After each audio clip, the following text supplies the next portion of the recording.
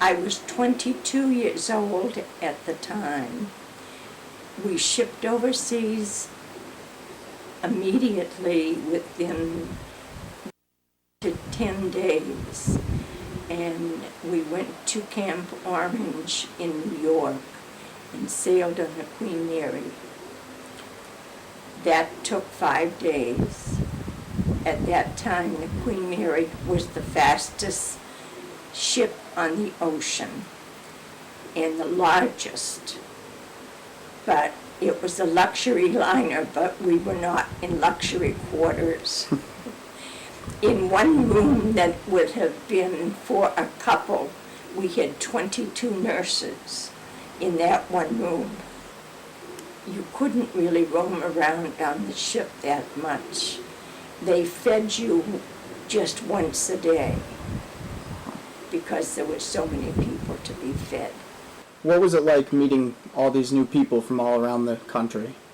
Was that strange? You mean the other personnel? Yeah. Well, really, you couldn't converse with them that much on board ship because it was really tight quarters. In fact, the enlisted men who were housed in the lower quarter of the Queen Mary, I believe that they were squished into just quarters that they could hardly get up and walk around. It took 5 days and 4 nights to cross, so it wasn't a long trip, but it was interesting. It was an unpleasant trip, is what? It was pleasant in the fact that we had good weather. Mm-hmm. The only thing, we had to have escorts so far into our travel because of the fear of submarines. But once they got beyond a certain mileage, we didn't have to have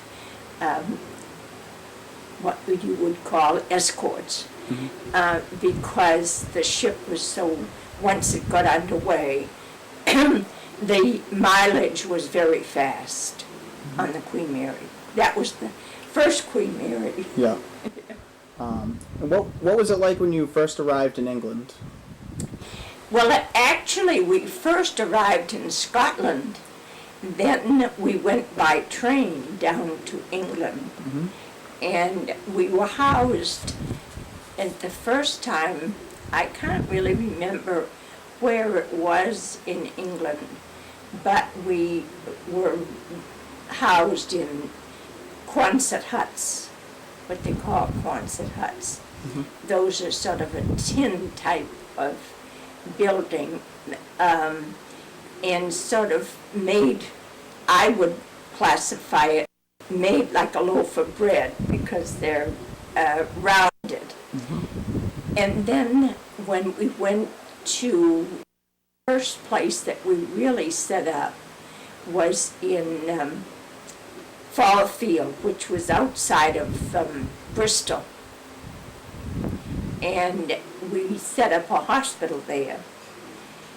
And we were housed in tents. That was in the summertime. This is in 1943, before D-Day. By this time, it was getting close to the winter time. It was kind of cold out in the tents. Then we went from there to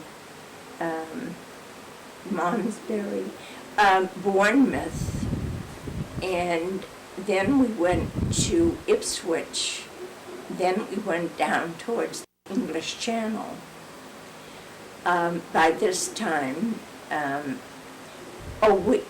that time too, see, we weren't functioning, taking care of patients at that time because the war in Europe had not really, what would you call,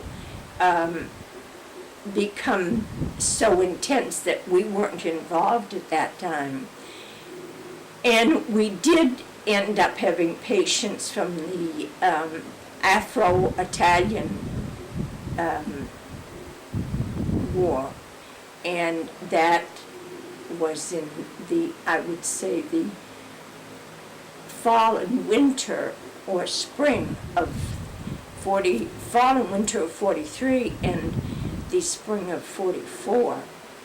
Then D-Day came, which we didn't realize it was coming, but we certainly realized it that night because we could hear the drone up over our tents and we didn't know what was going on, and it was dark. We went outside and you could see the gliders gliding, and evidently that was the invasion.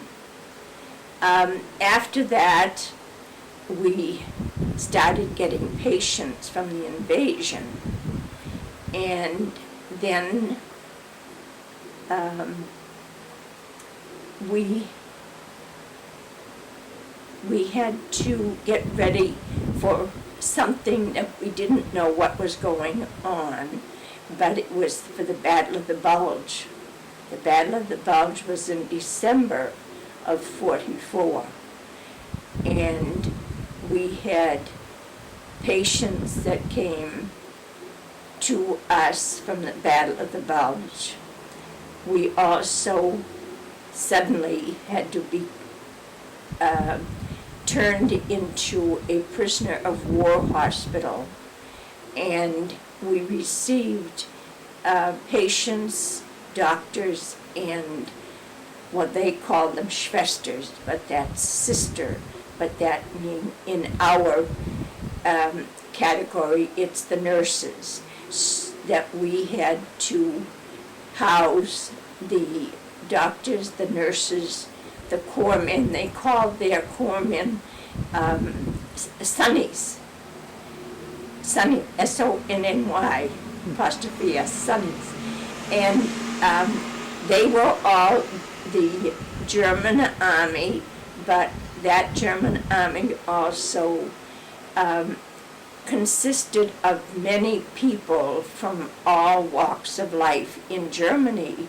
Some of them were not very sympathetic with what they had to perform. Some of them were, but a lot of them who didn't agree with what had gone on in Europe, in Germany. We had to work along with them, and I do have to say that the German patients that we had to take care of did not want their own doctors to take care of them. They wanted the American doctors to take care of them because the German doctors were not schooled in trying to relieve pain if they had to do any surgery. Whereas our doctors were schooled in anesthetizing any area before they had to do anything. So that's why the German patients did not want their German doctors to take care of them. So for the most part, your contact with the German prisoners of war was positive. It was, except we had a mixture of quite a few of them too. Some of them were Russian. And the Russian Germans, they were not what you call sure of the whole situation, because I can remember one prisoner saying to us, "You people don't realize because Russia will turn against you someday." And that did happen. I had one young man who was really conscripted into the army, and he was from Austria. He was Czechoslovakian. And the Czechoslovakian people were really persecuted.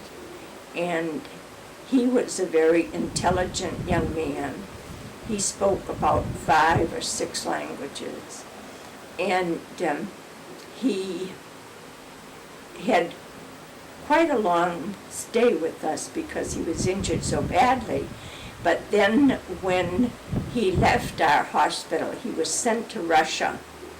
And believe it or not, after the war, when I came home, I had a letter from his sister, who was a doctor in Vienna.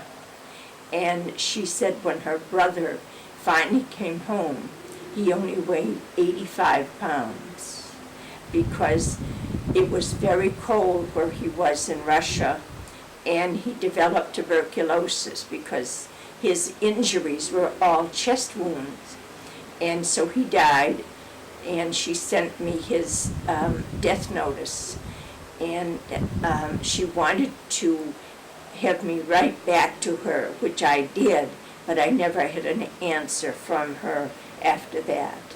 So I know that he died, and she was a young doctor in Vienna, and his father was a professor at the University of Vienna, but they were Czechoslovakian. And you said before to me that you had contact with an SS officer when you were working in the hospital?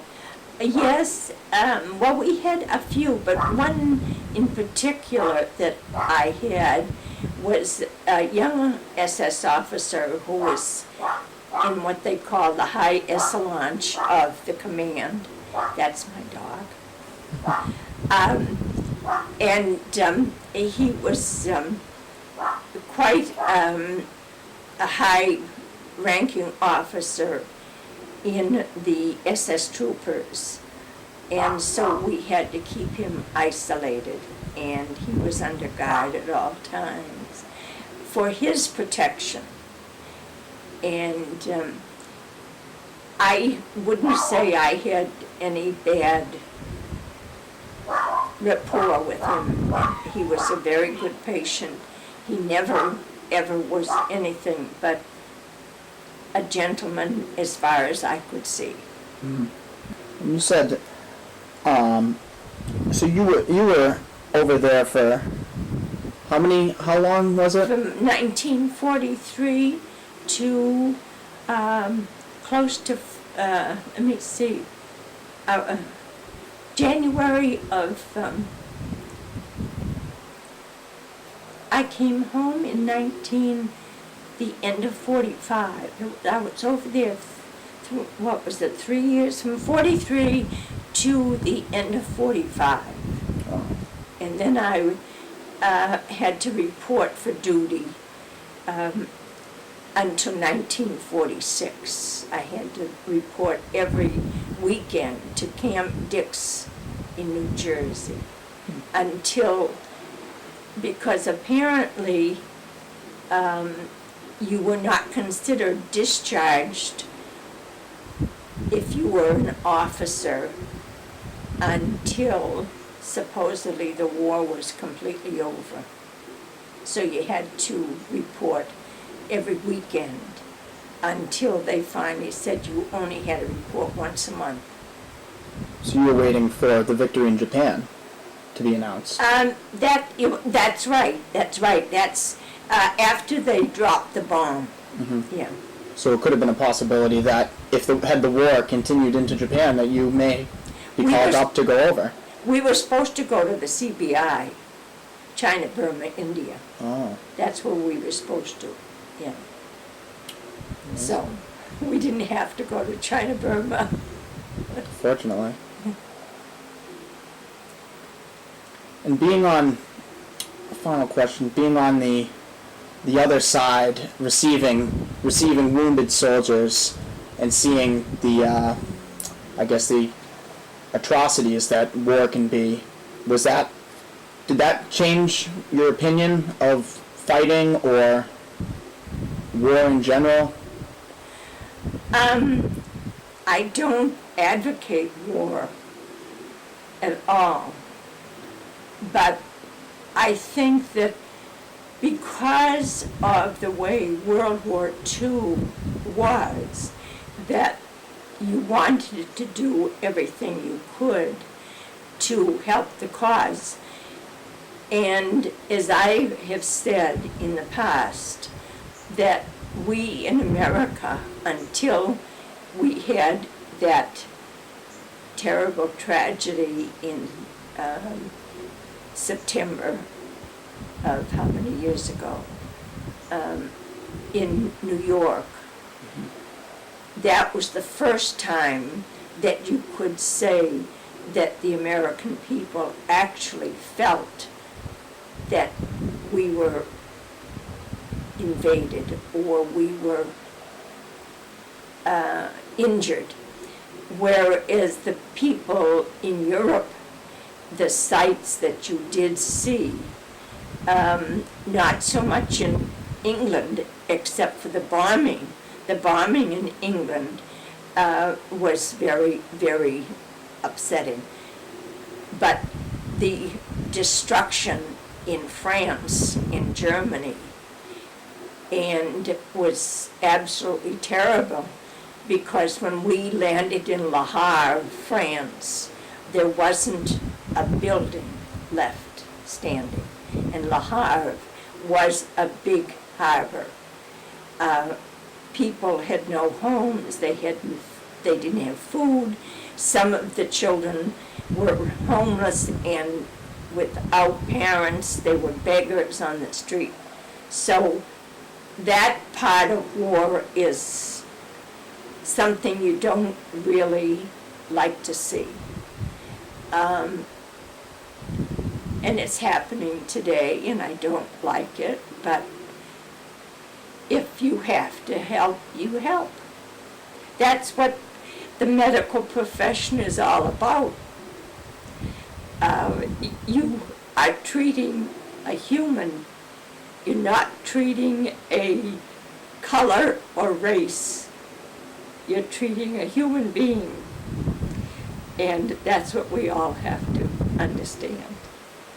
Absolutely. Well, thank you very much for all your words and sharing your experiences with us.